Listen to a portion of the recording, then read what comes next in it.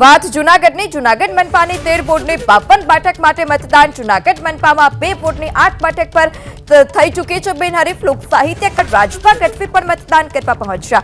રાજભા ગઢવીના પિતાનું થોડા દિવસ પૂર્વે જ અવસાન થયું હતું। પિતાના અસ્થિ વિસર્જન બાદ તુરંત જ મતદાનની તેઓએ ફરજ બજાવી। વધુ માહિતી સાથે સંવાદદાતા હિરેન પણ આપણી સાથે જોડાઈ ચૂક્યા છે। હિરેન, મતદારોમાં સવારથી જ ઉત્સાહ જોવા મળી રહ્યો છે, સાથે જ લોક સાહિત્યકાર રાજભા ગઢવી પણ મતદાન કરવા પહોંચ્યા। શું વધારે વિગત, ત્યાંનો શું માહોલ? બિલકુલ, સવારથી મતદાનની પ્રક્રિયા શરૂ થઈ છે। 7 થી 9 વાગ્યા સુધી જે મતદાન થયું હતું એ 7% હતું। રાજભા ગઢવી હાલ અહીંયા પહોંચ્યા છે, દ્રશ્યો પણ આપને બતાવશું। રાજભા ગઢવી માટે આ મતદાન કરવું કેટલું મહત્વપૂર્ણ છે એ બાબતથી સમજાય છે કે ગઈકાલે જ તેમના પિતાના અસ્થિનું વિસર્જન કરી અને આજે વહેલી સવારે તે અહીંયા જૂનાગઢ પહોંચ્યા। રાજભા, મતદાનનું કેટલું મહત્વ દરેક મતદાર માટે? જી, હું આમ તો ગીરમાં ચારની દીકરીઓના ગીરમાં સમૂહ લગ્ન કરું છું અને 3 દિવસ બાકી રહ્યા છે। હું કુંભમાં હતો, પિતાશ્રીના અસ્થિ પધરાવીને તાત્કાલિક પહોંચ્યો, પછી ગીરમાં બધું ત્યાં બંધાય છે, મંડપને બધું ચાલુ છે।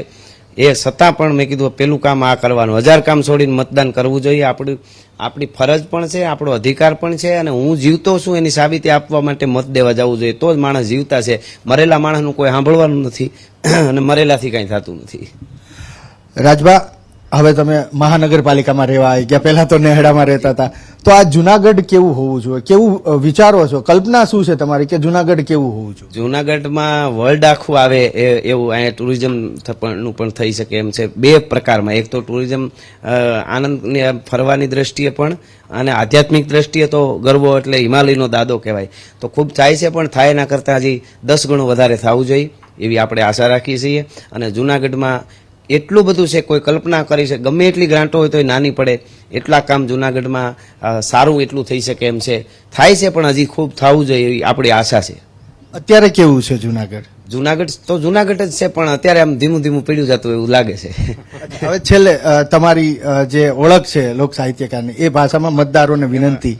બસ વિનંતી આમ તો એમ છે કે એમાં કોઈ ગીત ને એવું તો મને અત્યારે યાદ નથી, પણ આપણે એમ કઈ મેઘાણીની એક કડી છે, ખેતરથી વાડીએથી જંગલથી જાડીએથી છોડી કામ આવો અને દોડી દોડી આવો, જેમ રાષ્ટ્રને જરૂર પડી હુંકારી વખતે મેઘાણીએ કીધેલું, તો અત્યારે હું કહું છું કે આ બધા કામ છોડી અને એકવાર મતદાન કરવા માટે આવો અને કોઈ જ્ઞાતિ જાતિ કોઈ પણ વિચાર્યા વગર તમને લાગતું હોય અહીં છાતી ઉપર હાથ દઈને મત દેવા જાવ ત્યારે કે કોણ મારું સારું કામ કરશે, પછી હગો ભાઈ હોય કે સામે ઉભેલો કોઈ જાણીતો ન હોય, એ જોયા વગર કોમ મારા વિસ્તારનું કામ કરશે કા સારું કામ, એને અંગૂઠો દબાવવાનો, એવું કરવું જોઈએ।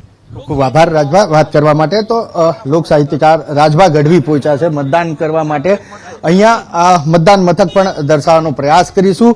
પૃથા સવારે 2 કલાક એટલે 7 વાગ્યાથી મતદાનની પ્રક્રિયા શરૂ થઈ, 9 વાગ્યા સુધીના આંકડા જોઈએ મહાનગરપાલિકા જૂનાગઢના મતદાનના, તો 7% મતદાન થયું છે। અત્યાર સુધી ઘણા મતદાન મથકો ઉપર ફર્યો છું અને એકલ દોકલ મતદારો જ મતદાન કરવા માટે પહોંચ્યા હોય તે પ્રકારના દ્રશ્યો સામે આવ્યા છે।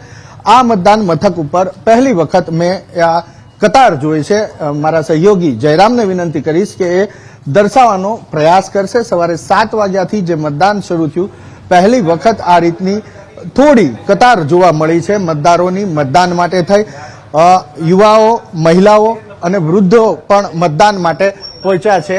જે માજી છે વૃદ્ધ, એ મતદાન કરી અને પરત ફર્યા છે। દ્રશ્ય આપણે દર્શાવવાનો પ્રયાસ કરીશું કે અહીંયા જે સ્ટાફ છે એમના દ્વારા પણ મદદ જે મતદારોને કરવામાં આવે છે એ રીતની મદદ કરવામાં આવી છે।